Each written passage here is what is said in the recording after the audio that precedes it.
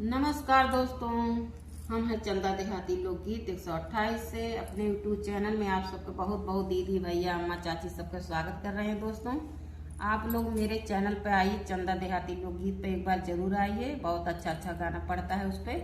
और आप लोग लाइक शेयर सब्सक्राइब जरूर करिए, मेरे चैनल को आगे मुँह बढ़ाइए। दोस्तों, अगर नए हैं तो तुरंत ही सब्सक्राइब कर लीजिए।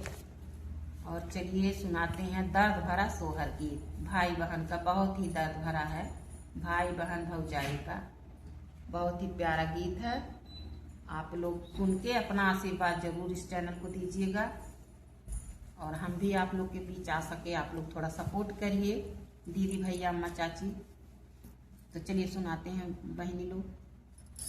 ससुरे से मैं बहिनिया नैहरवा में पहुँच, नैहरवा में पहुँचाई हो। बहिनी दुआरे पे बैठे बीरन भैया निहुरी पैया लगाई हो। बहिनी दुआरे पर बैठे बीरन भैया निहुरी पैया लगाई हो। बहिनी के देखे बीरन भैया त मान मान खुश भाए, मान मान खुश भाए हो। रानी आई गई हमारी बहिनिया तया पाने ससुरवा से हो। रानी आई गई हमारी बहिनिया तया पाने ससुरवा से हो। दुआरे से बोलन भैया त धाना से रज कर, धाना से रज कर हो। धाना आई गई बाहिनी हमारत तोहरी ना नदिया हो। धाना आई गई बहिनी हमारत तोहरी ना नदिया हो।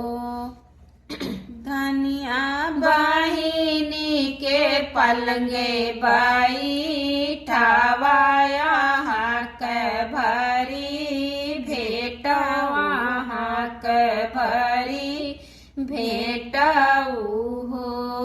धाना बहिनी के पलंगे बाई ठावाया हाक भरी भेटवा, हाक भरी भेटऊ हो। एतनी बचानी सुनी धनिया त घर में मैली पलंग चढ़ी बैठाई हो। राजा नदी के देखी मोरे जुड़िया वे रोबो खरयावे हो।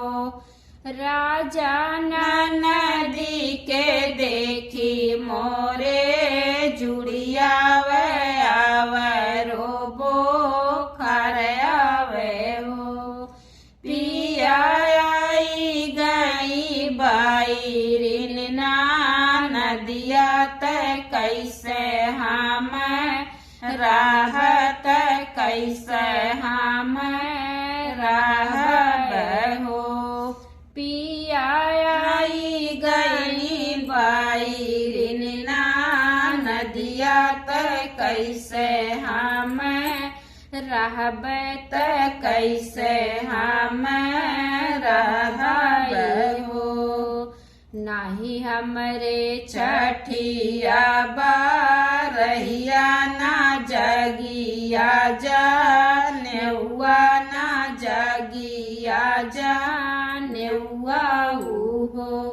ननदी जे कर्म ना माई ना बाप नैहर कैसे आवे नैहर कैसे आवई हो। ननदी जे करे ना माई ना बाप नैहरवा कैसे आवे नैहरवा कैसे आवई हो। बोलिया तये धाना बोलियू बोलहु नाही जानियू बोलहु नाही जानियू हो। धनिया प्राण कया धर बाहिनिया भीतर लई जातियू पलंग बैठावाऊ हो। धनिया प्राण कया धर बाहिनिया भीतर लई जातियू पलंग बैठावाऊ हो। यतनी बचन बहिनी सुन सुनाहु नाही पावे सुनाहु नाही पावाई हो। बहिनी चली दी उलट पावे ससुरे तसु किसु सुखी रोवे सुखी रोवे हो। बहिनी चली दियानी उल्टा पावे ससुरे तसु किसु सुखी रोवे सुखी रोवे हो। बरह बारिशवा पर भौजी गर्भ जानावली गर्भ जानावली हो। राजा लगी गैल नावाया माहिनवा नदियानी लताऊ हो। राजा लगी गैल नावाया माहिनवा नदियानी लताऊ हो। याद करा धनाया पान बोलिया त बोलिया काऊ बोलियू त बोलिया काऊ बोल रही हो। धाना बाहिनी लवटी अपने ससुरे बोलाए नाही आई हो। धाना बाहिनी तलौटी अपने ससुरे बोलाए नाही आई हो। जाऊ नाए मोरे पियवा तू बाहिनी के देश तू बाहिनी के देश हो। पिया नाना दीजे सुनी है खुश खबर लावाटी नैहर आई हो।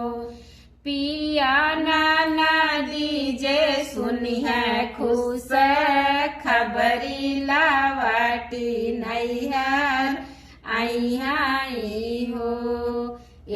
यतनी बचनी सुनी पियवात घोड़े आस वार भैल घोड़े आस वार भैल हो। भैया चली गैल बाहिनी के देश बाहिनी आगे आनाई हो। भैया चली गैल बाहिनी के देश बाहिनी आके आनाई हो।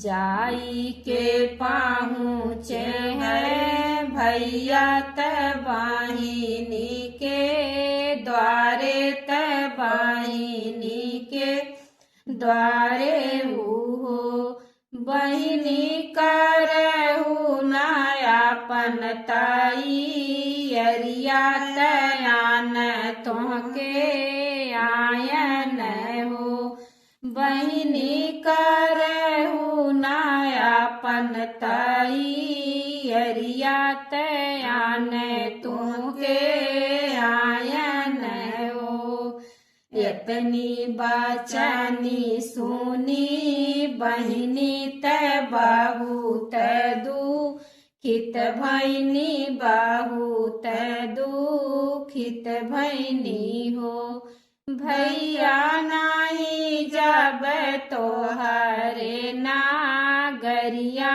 त तोहरे दुवरिया हो भैया नाही जब तोहरे नाया त तोहरे दुवरिया हो याद करा भैया है बतिया जब भौजी बोलिया बोली जब भौजी बोलिया बोली नी हो भैया भौजी के बोलिया के बाण करे जा हमरे लागई हो भैया भौजी के बोलिया के बाण करे जा हमरे लागई हो भैया बिना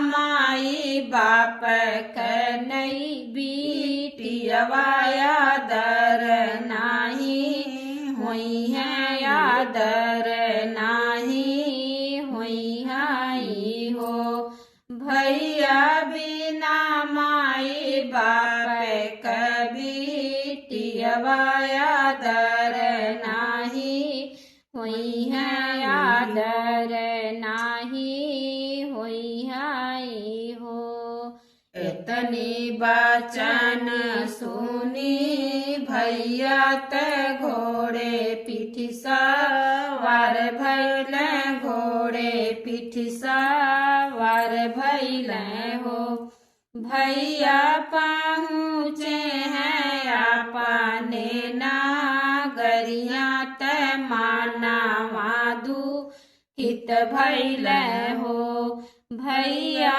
पहुँचे हैं अपने नागरिया त मानवा दुखित भैल हो पूछेली धनिया बचनिया त पियवा से पूछत पियवा से पूछाई हो पिया सुनी के ननद रानी खबरिया नैहरवा कब आई हाई हो पिया सुनी के ननद रानी खबरिया नैहरवा कब आई हाई हो धनिया तो हरे ही बतिया के कारण बाहिनी नाही